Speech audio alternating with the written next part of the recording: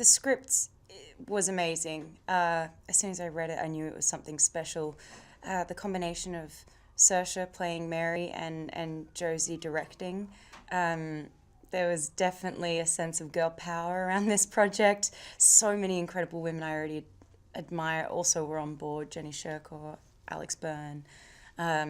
It was not a character that I immediately gravitated towards, Elizabeth herself. The film and the project in general was very, very enticing.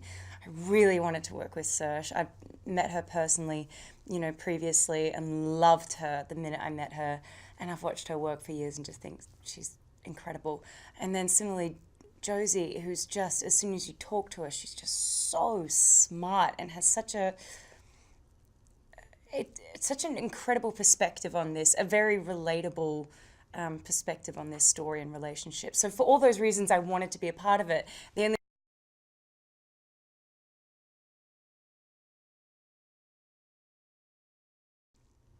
Yeah, I guess the short answer is I just didn't feel worthy of Elizabeth, and that made me initially pass on the project. I said, this is going to be an incredible movie, but I'm not the right actress to play. You should get someone else to play Queen Elizabeth. Someone else will be way better. And Josie was relentless, and she's like, no, I want it to be you. And I was like, can I be quite honest? Why? Like, why me? I can think of 10 other actresses who would do this better than I can. She said, no, you're thinking of her like a queen. I don't want you to play a queen. I want you to play a woman. And I thought, oh, well, yeah, I can do that. I definitely can do that. And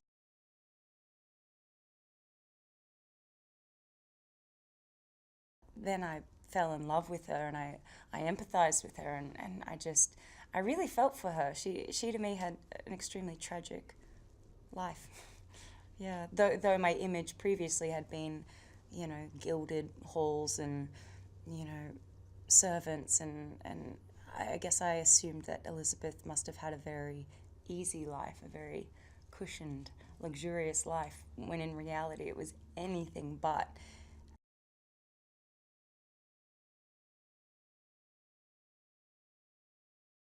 The film, of course, follows Mary, Queen of Scots'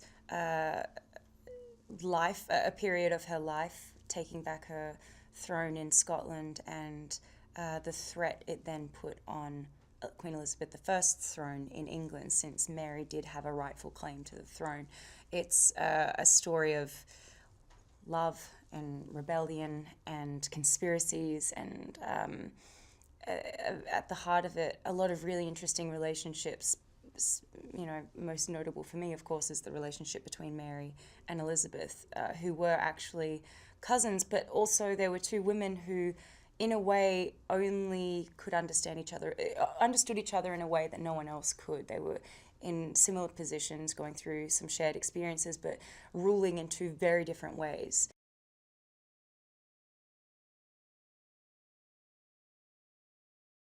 I think history's really painted them as rivals, like one big catfight, but I think they truly yearned, at least I believe Elizabeth really yearned for that shared experience, and that bond, that relationship, and there was just constantly men in the way conspiring to keep them apart and pit them against each other.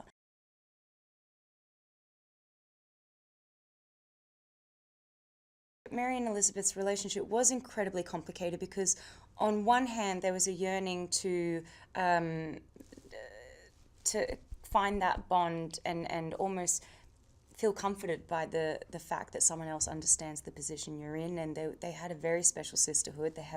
There's many letters that kind of show you how intimate they really were, the way they speak to each other, very, very intimate way. At the same time, the mere survival of the other threatened their own. So there was constantly male advisors in their ear.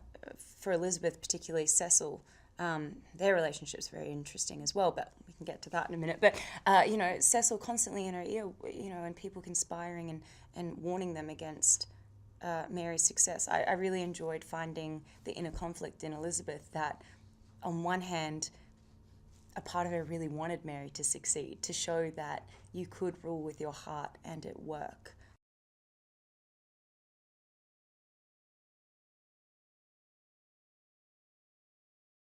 I had a very special experience doing this with Josie, doing this with Deborah, doing this with Saoirse.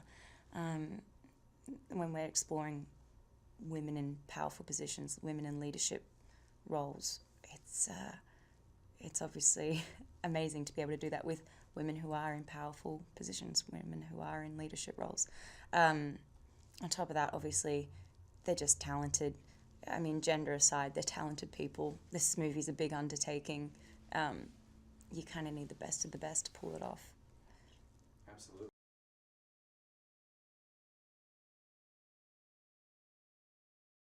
So in our film, we depict a moment where Mary and Elizabeth actually meet, which by historical records never happened. Who knows, truly? Because a lot of things were covered up and rewritten by all those conspiring court advisors. But it is mostly believed that they never met, though it's been depicted in a few stage plays, and I think it's just so fascinating because they were kept apart this whole time. It's so fascinating to explore what that conversation would have been. I think where it falls in their journey is a crucial thing to note, because I think by the time they do meet and finally come face to face, it's too late for Elizabeth. She's already kind of cut off her ties to humanity. She is the throne at that point, and I feel the tragedy in that situation is if they had met sooner, if they hadn't been held at bay and held away by these men and met at the beginning of the film, it would have been very different. There would have been a lot less bloodshed, perhaps.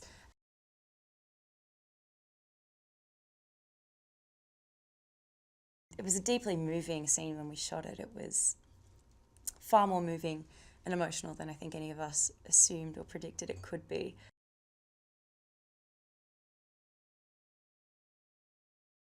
In real life, we'd intentionally not seen each other. We'd been actually kept apart like we are in the movie on purpose.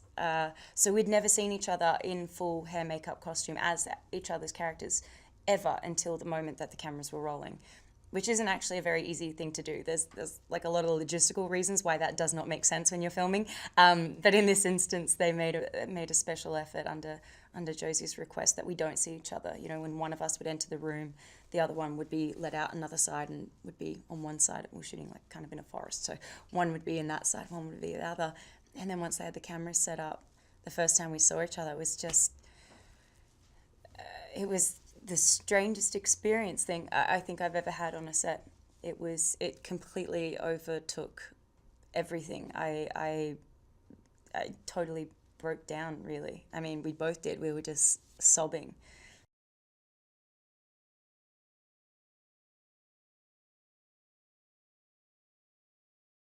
I think the whole reason of telling stories is so we can examine things that we're experiencing in today's world, and connecting with someone else's experience that you see on screen, whether they seem to be someone from a very distant past. When you see them react in a very human way, I think you connect and you empathize in a way that for a moment you think, oh, what would I have done there? Oh, I understand why they did that thing, why they did that very good thing or very bad thing. I think that's something always interesting for audiences. So for this film, I think we see a very relevant portrayal and an examination of what happened. It's, I think, the nuance and honesty that Josie approaches a lot of these topics with comment on where we're at today as society, particularly when it comes to looking at women in power.